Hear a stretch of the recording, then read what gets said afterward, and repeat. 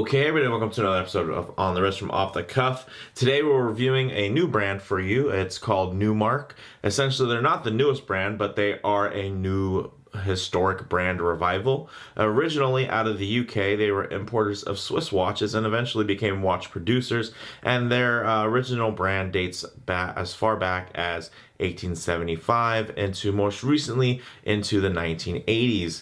Now they are under new ownership, but they are still out of the UK, and they're essentially a micro brand that focuses on reissues, but they do have these modern quality updates. Now, this particular type of watch is a dive watch, although Newmark really wants to consider this more of just a general sports watch. Due to the scale and kind of the versatility of the piece, I tend to agree, but some key common characteristics and design language when you're looking for a dive watch is you're going to want, of course, water resistance through some sort of type of screw down crown. You're going to want something that's tough, legible, with a dive time bezel and a diver's extension if on bracelet. This particular model is being called the Newmark 71 because it actually essentially reimagines their classic design from the 70s, and they've updated it, upgraded it, refined, and even upsized it a bit, but it's still actually quite small at just 38.5 millimeters in diameter,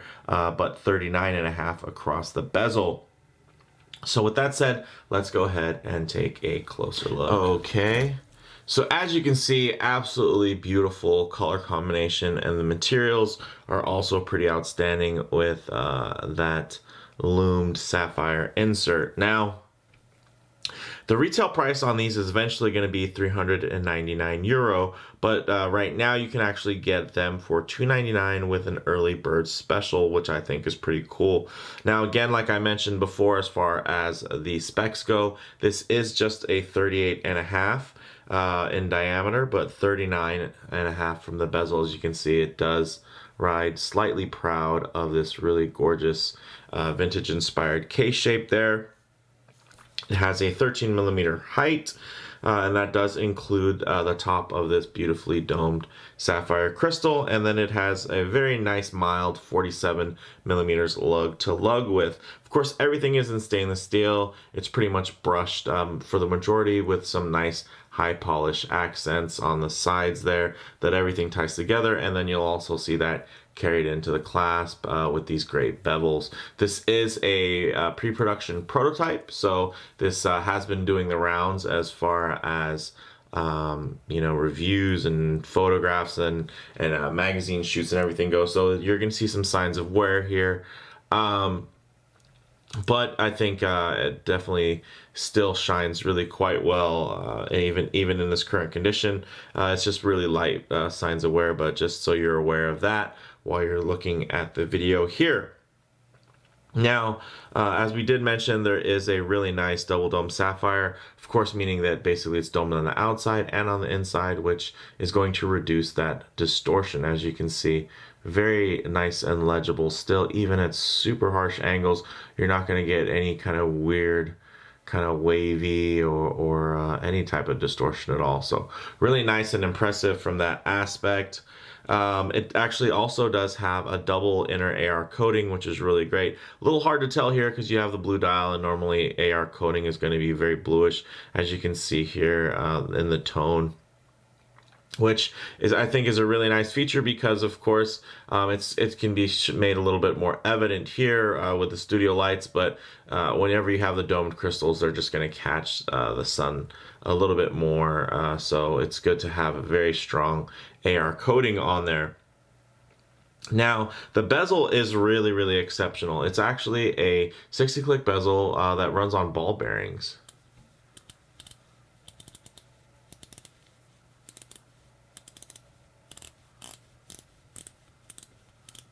That thing just feels extremely dialed in.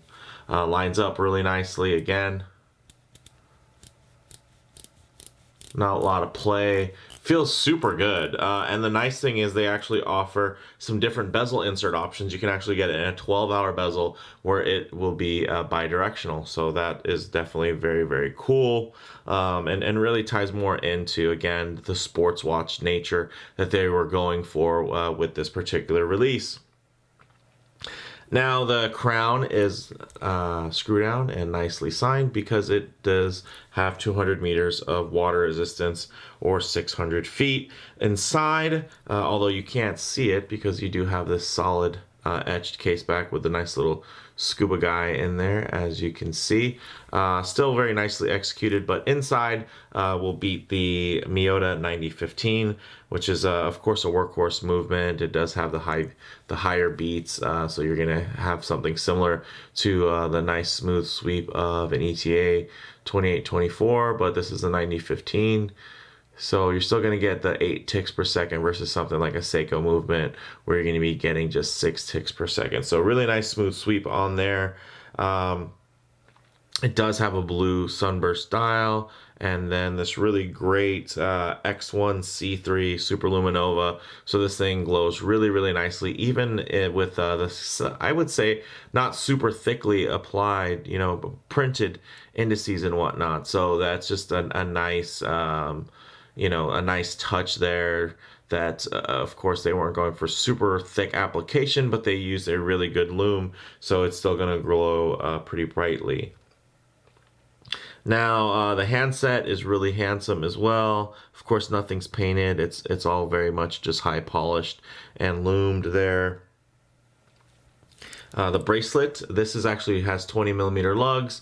The bracelet does taper down to 18 millimeters. It has this great solid clasp, as you can see. I'm really a big fan of these types of clasps. They're nice and locking, so you don't have to worry about accidentally pinching this or something and then it coming undone, because it does have that fold over locking clasp, and then everything is really nicely done. You have screw in links, which everybody loves, although you do have to be careful, because if you strip your screws and whatnot, it's definitely a lot harder to get right once you mess it up, versus pins, which might be a little bit more difficult to do if you're doing something like a nice pin and collar system, but essentially they're pretty much good forever, and you don't have to worry about cross threading or over torquing a push pin. So there's definitely trade-offs there, and it's not like, hey, screws just all automatically make something a better bracelet.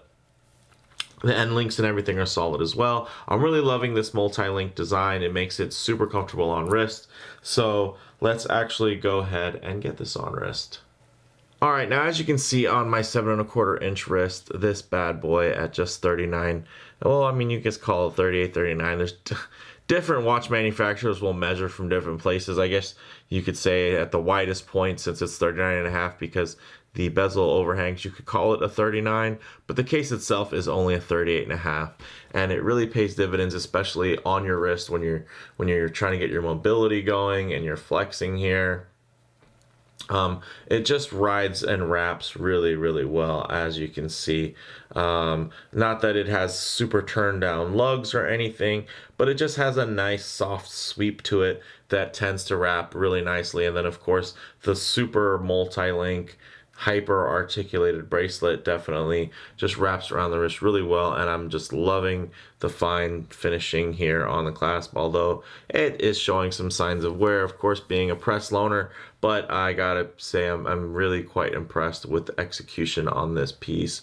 Looks really, really great.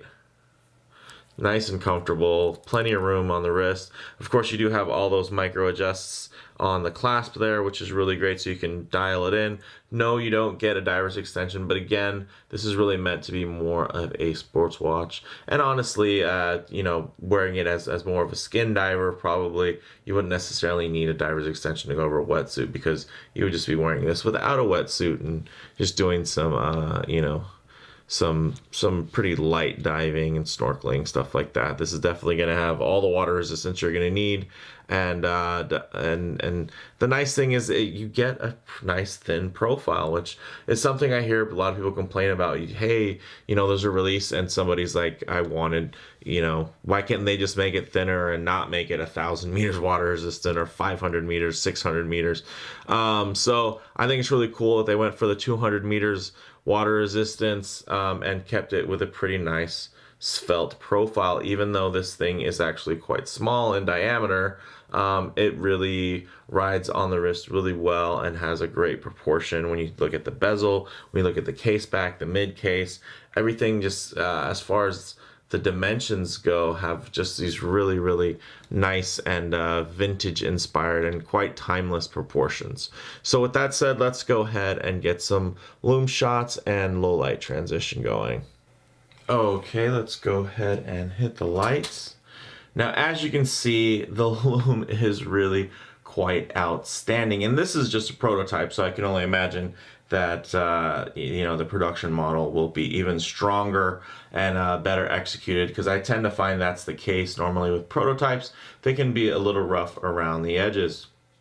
Now, what I like to do here in the low light transition portion of the video is really kind of give you an idea of what this watch is going to look like in more natural lighting, because you're not always going to be outside in direct sunlight, which my hot studio lights do a good job of imitating that direct sunlight. But here you're going to see something a little bit closer to some transitional lighting you're going to get from coming in and out of doors, or in and out of your vehicle, or just out into a shaded area. So you can see that that blue really plays amazingly well with the light and has a nice dark contrast, almost black in the dial, with just a couple of hints and streaks there of that blue color. And then you do have a nice kind of midnight blue tone coming off of that bezel, so really quite nice. And that bracelet, the reason why I angle these shots a bit more canted there is so you get a better look at these bracelets. Look at the finishing, the way the light plays off of those links, that multi-link setup, really, really gorgeous. And the light, you can see how uniform the light just dances over that brushing. That is definitely a good sign of a nice high quality finish. So very impressive from that standpoint. So we'll go ahead and get the lights back on and just kind of give you some of my closing thoughts. Now, on the wrist, of course, it has extremely classic proportions that fit almost any situation. Now, as far as model variants go, there's a black dial option, also silver dial options, and they're all available with or without the date. Of course, this is the blue dial option. Now, as I mentioned earlier, there's also a 12-hour bezel insert, also loomed and made of sapphire. And then there's this model, which is a 60-minute insert, which I think looks absolutely great. But I know the 12-hour bezel is really quite popular these days, and it's still a very useful kind of a complication to have on a watch. It's just as much as a 60-minute timer would be, so I think you really can't lose either way. And if you're a traveler, it's nice to have the option. And then it's really cool that they're actually going with a bi-directional bezel, so it's actually going to be fully functional as kind of a traveler's watch, which I think is wonderful. Now, as far as comparable models go, this market is extremely saturated right now. The whole vintage inspired big crown movement, I mean, everyone from Tudor to Oris to Zodiac, these are all brands that are capitalizing on these reissues and vintage inspired ones. And of course, this is going to pack a lot more of a punch at even full price being right around €399. The crazy thing is, even if you compare this watch to, let's say, a very popular micro brand like NTH that's selling big crowned inspired watches, this thing still offers tons of value, even compared to its closer contemporaries from brands of similar scale, because it's going to still have very similar specs, movement wise and whatnot, solid everything, screw in everything. So I'm very, very impressed with this one. I gotta say, it's a handsome and capable sports watch that offers a ton of value. So with that said, let me know what you guys think in the comments below. Again, there is going to be a no date option. I think that date is a bit disruptive, the way that you kind of have the numbers stacked there, because there is the number printed on the kind of triangle at the bottom at the 6 o'clock. So I did express kind of that question, and the nice thing is that they are doing the no date option. I think even maybe with a Canon date in between the 4 and the 5 would be good. But probably do it with like a black date disc and white font so it doesn't stand out as much. You know, there's definitely a lot of things you could do here. Of course, you can't make everybody happy. I think the options they have right now with this option plus having a no date option are going to be more than enough to make everybody happy. But anyways, if you liked the video, please do hit like, and if you haven't already, please subscribe for more content just like this. Thanks, guys.